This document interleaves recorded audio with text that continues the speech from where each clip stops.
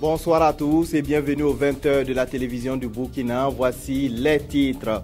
Le président du Faso est arrivé à Addis Abeba aujourd'hui en fin de matinée. Roch Marc Christian Kaboré va participer aux côtés de ses pairs africains à la 26e conférence des chefs d'État et de gouvernement de l'Union africaine.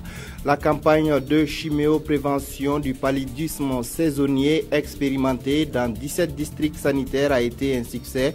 L'expérience sera étendue à 56 autres districts sanitaires de notre pays. Décision prise ce matin lors de la rencontre bilan entre le ministère de la Santé et le consortium Malaria. Le chef de l'État burkinabé, Roch Marc Christian Kaboré, est arrivé en fin de matinée à Addis Abeba, en Éthiopie. Il prendra part aux travaux de la 26e session ordinaire de la conférence des chefs d'État et de gouvernement de l'Union africaine. Les chefs d'État et de gouvernement vont se pencher particulièrement sur les questions de droits de l'homme, avec un accent particulier sur les droits de la femme. Le président du Faso prendra aussi part à la rencontre du Conseil de paix et de sécurité de l'Union africaine. Le point avec nos envoyés spéciaux Souleymane Sanou et Fousseni Kindo. Roch Marc Christian Kaboré sur les terres de l'empereur Haïlé Sélassié, l'un des pionniers d'une Afrique unie. Le président du Faso doit participer ce samedi à la 26e session de la conférence de l'Union africaine.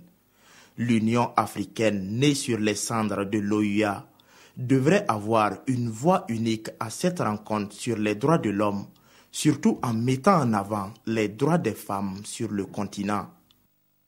Outre cette question des droits humains, le sommet des chefs d'État va célébrer à sa façon la fin de l'épidémie à virus Ebola, un virus qui a fait plus d'1 millier de morts en Afrique de l'Ouest. Parce que l'épidémie se développe sur le terrain d'une mauvaise gestion des questions liées à la sécurité sanitaire, les chefs d'État africains vont se pencher sur l'initiative Ngor portant la gestion de l'eau et de la sécurité sanitaire.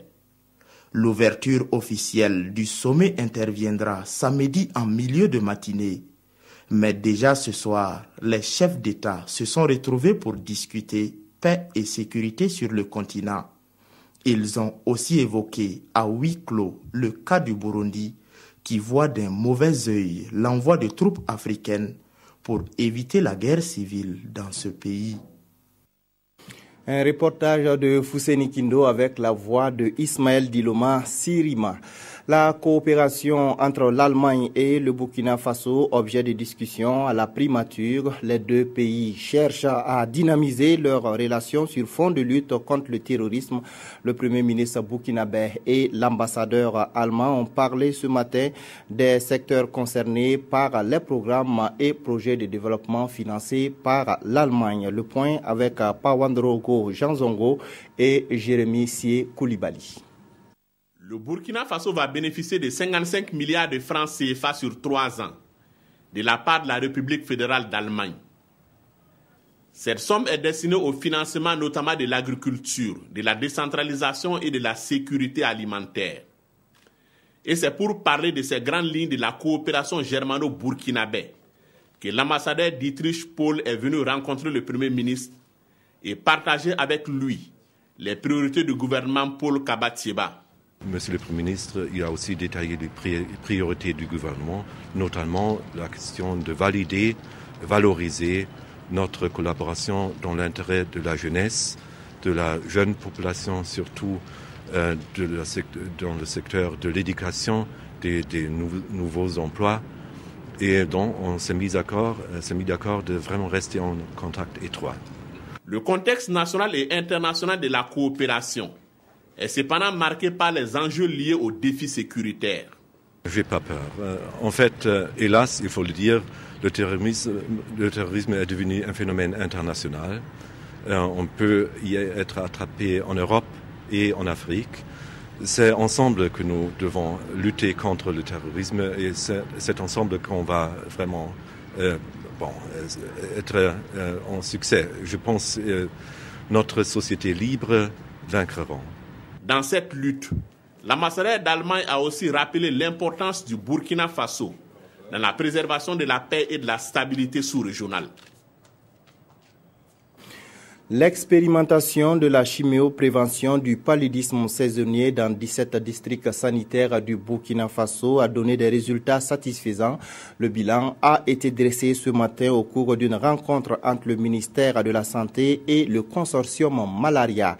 La campagne de chimioprévention du paludisme saisonnier va être étendue à 56 autres districts sanitaires de notre pays. Nongbakouda, Hortense Evelyne Yelemou.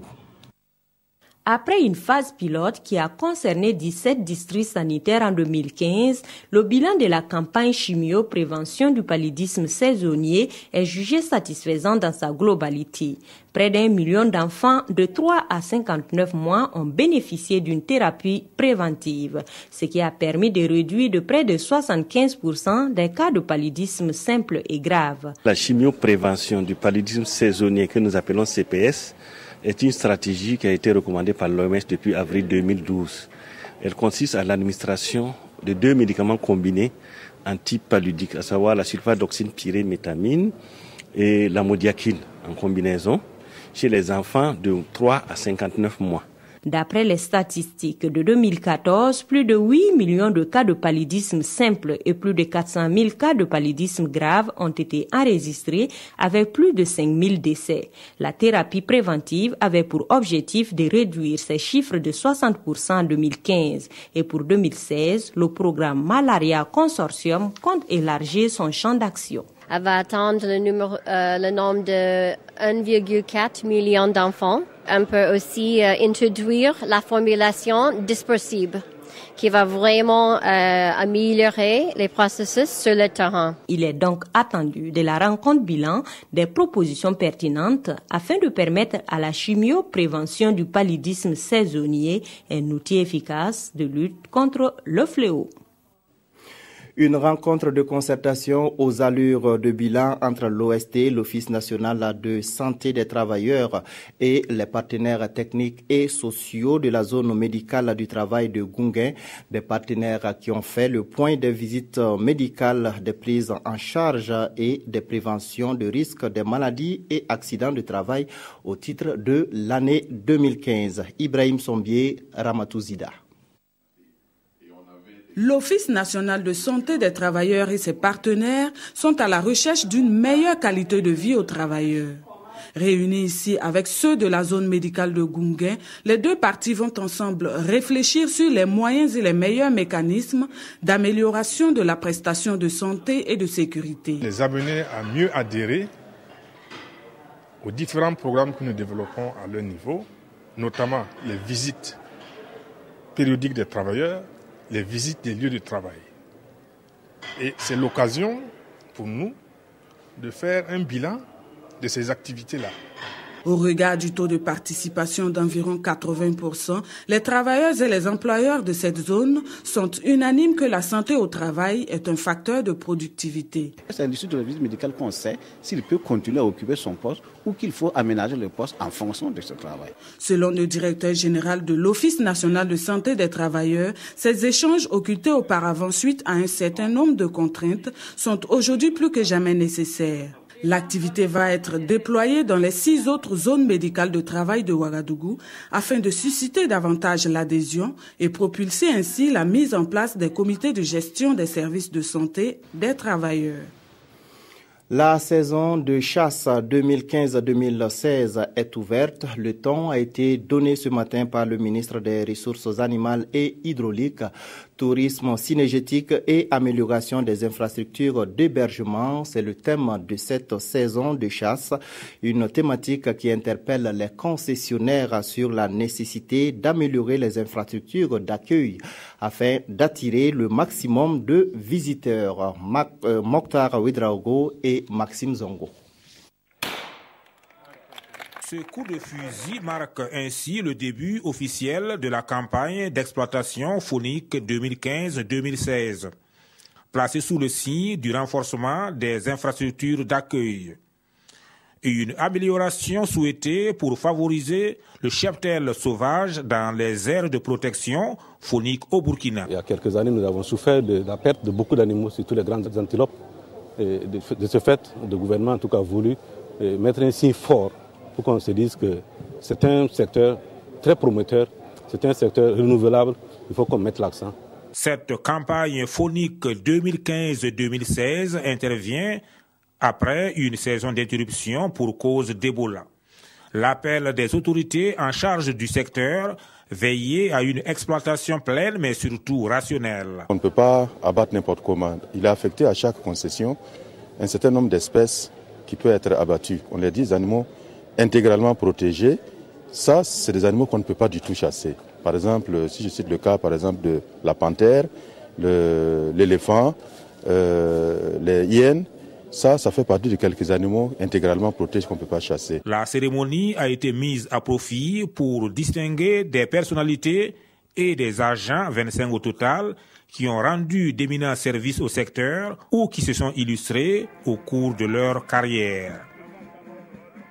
Malgré l'assistance du pacte, le programme d'appui aux collectivités territoriales à plusieurs communes rencontrent des difficultés pour l'exécution de leur plan de développement institutionnel. Les acteurs impliqués dans la mise en œuvre du pacte et les représentants des communes partenaires échangent depuis ce matin à Zignaré sur les difficultés, mais également sur le programme d'activité de 2016. Alidou Badini, Draman Dadia. Mise en œuvre dans 6 régions, les Cascades, le centre-est, le centre-nord, le centre-sud, le plateau central et le Sahel sont déjà bénéficiaires du programme d'appui aux collectivités territoriales PACT. Ces acteurs sont donc ici à Zignaré pour accorder leur violon, car pour eux, 2016, année de clôture de la première phase du PACT, est pleine de défis à relever.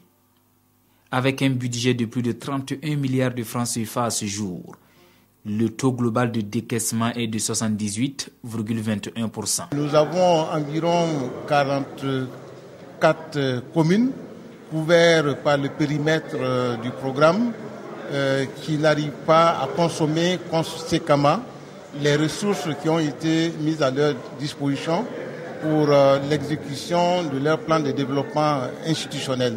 Plus de 6,5 milliards restent à décaisser et cela est en partie dû aux lourdeurs administratives, selon la Banque mondiale, partenaire financier du Burkina.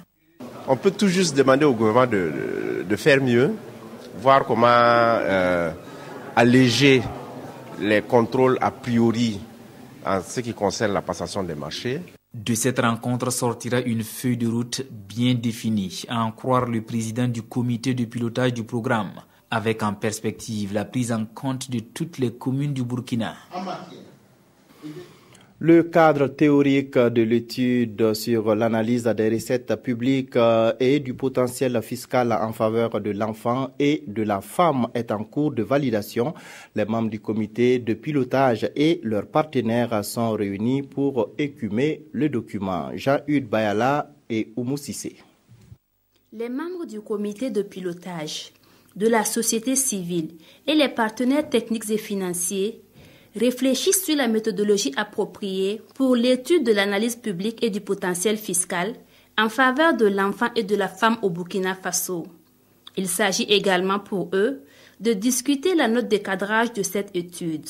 Notre taux de pression fiscale est en deçà des attentes et même au niveau des normes communautaires. C'est la raison pour laquelle cette étude est menée pour pouvoir nous permettre d'avoir suffisamment d'éléments pour mobiliser davantage de ressources. Le comité de pilotage bénéficie de l'appui de l'UNICEF pour la réalisation de cette étude. L'UNICEF va soutenir financièrement ce processus et l'UNICEF aussi va soutenir techniquement ce processus-là. Nous avons des experts un peu sur ces questions qui vont appuyer, qui vont être là pour travailler avec la partie nationale. L'objectif de cette étude est de permettre à l'État de mobiliser davantage de ressources propres pour faciliter l'accès de l'enfant et de la femme aux services sociaux de base. Le comité de pilotage du projet Emploi des jeunes et développement des compétences tient sa première session statutaire de l'année 2016. Au menu, l'examen des rapports d'activité de l'année écoulée et la planification des activités de l'année en cours. Le projet Emploi des jeunes et développement des compétences est financé par les États-Unis à hauteur de 25 milliards de francs CFA et ambitionne créer plus de 3000 emplois. Issa Kafando, Ouma Zombré. Cette première session statutaire de l'année 2016 du comité de pilotage du projet Emploi des jeunes et développement des compétences PEJDC va examiner le plan de travail, élaborer et adopter des activités au compte du projet pour l'année en cours.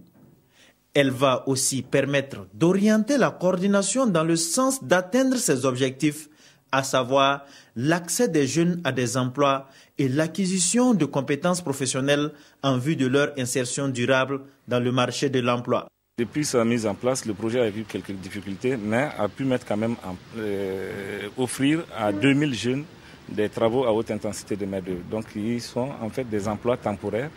Et également, a pu mettre en place des formations en entrepreneuriat pour des diplômés et en train de recruter actuellement des jeunes non scolarisés et pas du tout scolarisés pour des formations en entrepreneuriat. Le PEJDC est entièrement financé par la Banque mondiale à hauteur de 25 milliards de nos francs.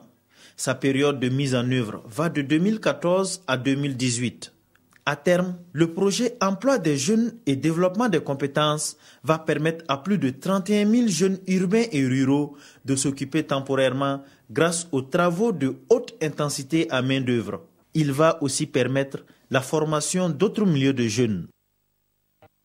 La communauté internationale célèbre chaque 28 janvier la journée internationale de protection des données à caractère personnel.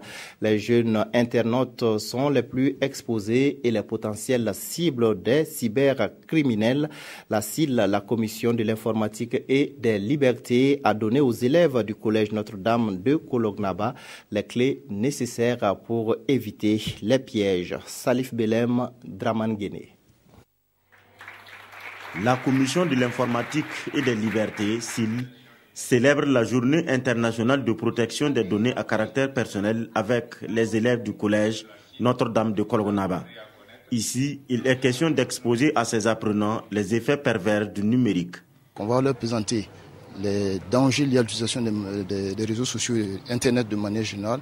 Et de manière spécifique, c'est beaucoup plus leur apporter des conseils pour qu'ils puissent aborder ce monde numérique-là avec beaucoup plus de prudence. Nous avons des sketchs, nous avons des films que nous projetons, des films de sensibilisation. Nous avons des jeux questions-réponses qui amènent les enfants d'abord à connaître ce que c'est que la CIL, ce que c'est que nos missions et comment ils doivent se protéger. Depuis 2014, cette campagne de sensibilisation de la CIL est initiée en vue d'informer les élèves sur la frontière qu'il y a entre l'utilisation des TIC et leur vie privée.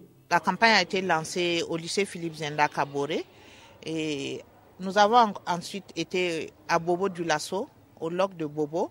À Tenkodogo, nous avons été à Pau.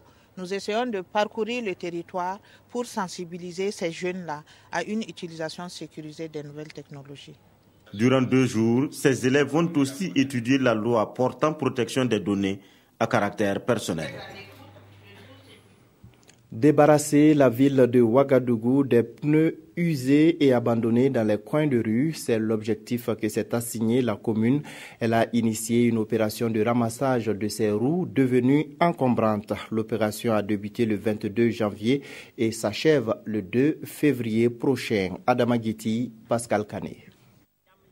8 camions et plus de 90 personnes mobilisées pour la chasse aux pneus usagés. La commune, à travers cette opération, veut réduire leur présence autant que possible dans les milieux urbains. Après un débriefing avec les chefs d'orchestre, les directeurs du développement durable, les ouvriers embarquent pour les artères de la ville. On en profite pour sensibiliser certains garagistes, mais en un temps de mouvement, les 3 camions de ce groupe sont déjà remplis. Direction alors le centre de traitement des déchets de la ville. Là, on comprend aisément l'ampleur de la situation.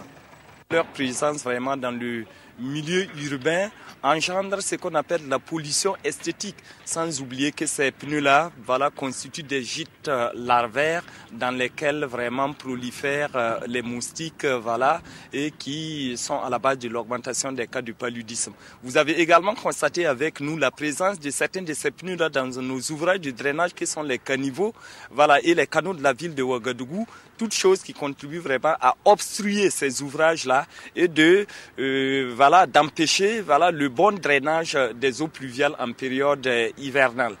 Et maintenant, que faire de cette montagne de pneus? Mahamoudou Sissé a son idée. Actuellement, il y a au moins 3 cimenteries dans la ville de Ouagadougou, au Burkina Faso de façon générale. Nous allons leur proposer de mettre ces pneus à leur disposition parce qu'ils peuvent être utilisés comme combustible pour la cuisson de leur clinker au lieu d'utiliser par exemple de l'énergie électrique. L'opération se poursuit jusqu'au 2 février et devrait concerner toute la capitale. Parallèlement, une autre opération est en cours, celle de la lutte contre la divagation des animaux. Ouagadougou a décidé de faire le ménage. Le Centre régional des conventions de la Baule et de Stockholm sensibilise les sociétés industrielles sur la gestion des déchets liquides qui représentent très souvent un danger pour la santé et l'environnement. Une rencontre sur la transformation de ces déchets a été organisée au profit de certains agents de ces unités industrielles. Amado Ilboudo et Yolande Lompo. C'est une rencontre sur la sauvegarde de l'environnement mondial à laquelle ont répondu les acteurs des sociétés industrielles. Avec le Centre régional des conventions de Bâle et de Stockholm pour les pays d'Afrique francophone, ils vont étudier les voies et moyens afin d'éviter que les équipements et huiles contaminées au PCB ne soient cédés au secteur informel qui les manipule sans précaution adéquate. S'agissant des PCB, biphényle, ce sont donc des huiles qui sont contenues dans des transformateurs, des compagnies de production, de transport et de distribution d'électricité. Et c'est avéré que ces huiles, donc une fois qu'elles ne sont pas bien gérées, libérées dans la nature, peuvent avoir des impacts négatifs sur l'environnement et sur la santé humaine. La présente formation vise à réduire les risques environnementaux et de santé publique par l'introduction de pratiques de gestion écologiquement rationnelle des huiles et équipements contaminés. Les pays qui ont signé et ratifié ont convenu de les éliminer des circuits d'ici 2028 au plus tard. Une fois outillées, ces personnes ressources seront chargées de communiquer au ministère en charge de l'environnement toutes les informations relatives au PCB de leur société industrielle. Fraîchement nommé à la tête du ministère de la Communication, Rémi Danginou était dans les locaux de la RTB Télé et Radio ce matin. Au menu, visite des infrastructures et entretien avec les responsables de la chaîne. Objectif, encourager les agents et s'enquérir des conditions de travail. Konsoum Koulibaly et Oumou Sissé. C'est une prise de contact entre le ministre de la Communication et les agents de la radiodiffusion-télévision du Burkina, RTB. Une prise de contact avec en ligne de mire la visite des installations techniques. Ainsi, des studios de production et de diffusion de la radio comme de la télévision, de même que les différents services. Le ministre Danginou s'est fait une idée du dispositif de la chaîne au cœur des grands événements. Depuis quelques années, il y a une amélioration en termes de contenu, en termes d'équilibre dans le traitement de l'information, mais également en termes de capacité de ces médias-là à être réactifs aux enjeux et aux problèmes que le Burkina connaît. En dépit de cette dynamique enclenchée, beaucoup de choses restent à parfaire pour permettre à la chaîne RTB de demeurer un véritable outil de communication de service public. Les médias de service public sont des médias qui appartiennent à tous les Burkinabés. Ils n'appartiennent pas à un parti au pouvoir, ils n'appartiennent pas à une opposition. Ils doivent être le cadre d'expression de toutes les sensibilités des Burkinabés, mais également assurer une communication du gouvernement à travers notamment le principe de la part réservée au gouvernement et de la part réservée au parti majoritaire. C'est pourquoi la RTB doit travailler à couvrir l'ensemble du territoire en télé comme en radio, selon le nouveau ministre de la Communication, pour, dit-il, permettre aux populations des zones frontalières de pouvoir s'informer. Faisons à présent un tour des quotidiens pour nous enquérir des principaux sujets qui les ont intéressés ce vendredi. La revue de presse est avec Abdul Rasmane Zongo. Un cas transportant des armes arrêté à Ferkessédougou rapporte aujourd'hui au Faso. Les douaniers de Ferkessédougou, selon le journal, ont découvert un sac dissimulé dans un coin du car, puis un important lot de munitions de pistolets automatiques et 2 fusils appartenant au convoyeur du car en provenance du Burkina Faso. Et le journal de se demander comment est-ce que le convoyeur a pu traverser la frontière Burkina-Côte d'Ivoire sans se faire prendre en cette période d'attaque terroriste. Premier jour d'audience à la Cour pénale internationale, Laurent Gbagbo plaide non coupable, tandis que plus d'1 millier de ses partisans envahissent la CPI, relève le quotidien. Un autre temps s'interroge sur la crédibilité de la Cour pénale internationale. La CPI se questionne notre confrère, tient-elle enfin l'occasion de redorer son blason? Car elle est tant critiquée pour sa partialité et sa faiblesse, note le journal, qui cite par exemple le cas d'Omar El-Béchi et Uhuru Kenyatta, poursuivis eux aussi, mais toujours en liberté. Quant au journal Le Soir, il mentionne que 5300 preuves sont retenues contre Gbagbo et Blé Goudé. Blé Goudé d'ailleurs, constate le quotidien Le Soir, en attendant et au-delà du feuilleton judiciaire, s'illustre en football lors de matchs entre les détenus africains et le reste du monde dans l'univers carcéral de la CPI. Et même, ajoute le journal, le général de Rue s'apprête à publier un livre. Voilà qui met fin à cette édition. Merci de votre fidélité. L'information revient à 22h15 et ce serait avec Jacques Lamissa Tarpaga. Bonne suite des programmes.